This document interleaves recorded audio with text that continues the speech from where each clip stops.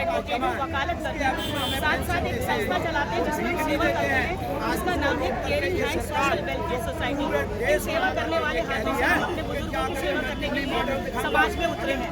और बुजुर्गों की सेवा करते हुए जब हमें ये महसूस हुआ कि डीटीसी के नंबर ऑफ रिटायर्ड कर्मचारी जो इस तरह से दर्जों को भी खा चुके हैं और खा रहे हैं, और बुजुर्ग हालत में इतनी लंबी उम्र होने के बाद उनको पेंशन नहीं मिल रही है, तो हमें अपने बैनर तले कर्मचारियों को इकट्ठा करके आज इस भारतीय राज्य मजदूर संघ का हिस्सा बन के आना पड़ा और अपने कर्मचारियों की बात रखने का आप सबके सामने देश के लोगों का कानून ये लोग रिटायर हुए थे कुछ 93 में 92 में 95 में जब डीटीसी दिल्ली की कगार पे थी, और जबरदस्ती इनको वीआरएस का झांसा देके एक लालच देके थोड़ा सा अमाउंट देके इन्हें बाहर कर दिया, ये वादा करके जब भी पेंशन आएगी हम आपको, पर ऐसा कुछ नहीं हुआ। आज 35 साल गुजर गए, 2023 आ गया, इस दर की ठोकरें खाने को मजबूर है। और आप एक बार इनसे बात कीजिए, आपको समझ में आ जाएगा हकीकत क्या है। डीटीसी करप्ट है, भ्रष्ट है, अधिकारी करप्ट है, भ्रष्ट है, और इन भ्रष्टाचार के चलते ये आज मजबूर हो चुके हैं दर की ठोकरें खाने के। काम नहीं किया, मैंने पूछा क्या है तो केजरीवाल सरकार फिर सत्ता में कैसे आ जाती है, दोबारा भी सत्ता में। सर अगर मैं अपनी ही बात करूं, क्योंकि मैं एक सजीव प्राणी हूं, हर चीज़ को जानती हूं, समाज में रहती हूं, पढ़ी लिखी हूं, सुलझी हुई हूं, मैंने खुद केजरीवाल सरकार को एमसीडी के इलेक्शन में वोट दिए हैं, दिलवाए हैं, ये कहकर दिलवाए हैं कि ये आम आदमी पार्टी है, आम आदमी की बात सुनेगी।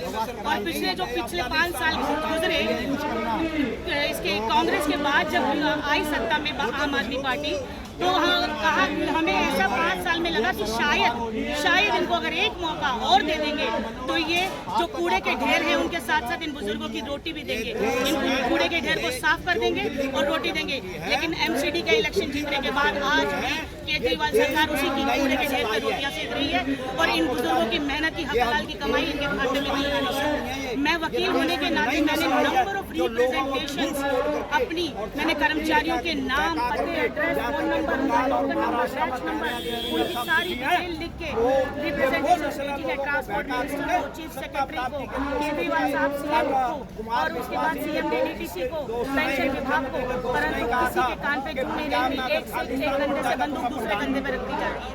तो इसकी जो ख्याल है, जो सपने हैं,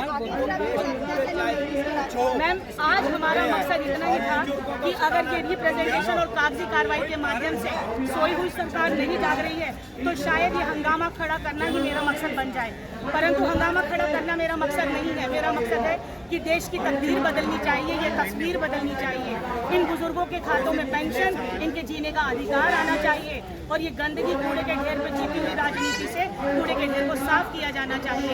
इसीलिए इन कर्मचारियों के साथ एकजुट होकर एकता के सूत्र में बंधकर ये ऋतु मुंजाल अधिवक्ता और प्रधान caring and social welfare society समाज में सेवा के लिए उतरी है, और इस सेवा को करते करते इन बुजुर्गों की पेंशन ही मेरे जीने का मकसद है। कोई भी ऐसा कर्मचारी नहीं जो मेरे परिवार का हो या मेरे घर से कोई रिटायर नहीं हुआ है, उसके बावजूद भी मैं इनके साथ करूँगी। मैम ये छोटे छोटे छलावे हैं जो कि जनता को आकर्षित और परेशान करने के लिए किए जाते हैं। आप देखिए, अगर मैं ये मानूँ आपकी बात कि महिलाओं के लिए जो सर्विस फ्री की है, उस सर्विस को कितनी महिलाएं ले रही हैं, और अगर जो महिलाएं ले रही हैं उनमें भी धक्का मुक्की हो रही है, और वहाँ पे जहाँ महिलाएं खड़ी हैं वो बसें भी नहीं पहुँचती हैं। ये छलावे हैं, दिखावे हैं, इनसे राजनीति चलती है, गरीबों के घर नहीं चलते हैं।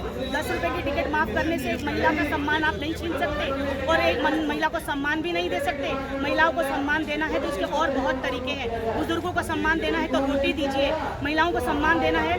मैं आपको एग्जांपल देती हूँ, ट्रांसपोर्ट मिनिस्टर श्री गहलोत साहब का, कैलाश गहलोत जी के ऑफिस में हम डीटीसी के कर्मचारी इकट्ठे हुए थे।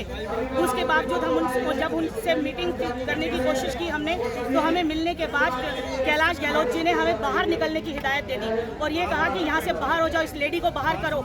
तो जितने भी डीटीसी के कर्मचारी हैं इनकी हम कोई पेंशन की बात नहीं सुनेंगे। मैं यहाँ पे काउंसलर हूँ या क्या हूँ मुझे नहीं पता, उनकी पोस्ट क्या है, पढ़े लिखे होने के बावजूद भी ये आज भ्रष्ट राजनीति को पनपा रहे हैं अपने तले, और इन कर्मचारियों की नहीं सुनेंगे, इन बुजुर्गों की नहीं सुनेंगे, ना जनता की नहीं सुनेंगे, तो वोट कहाँ से लेंगे।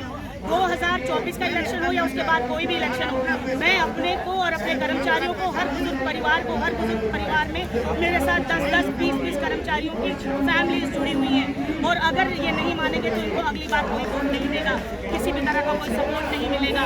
तो ये भ्रष्ट राजनीति ज़्यादा दिन तक नहीं टिकेगी, वोट तो देनी ही होगी।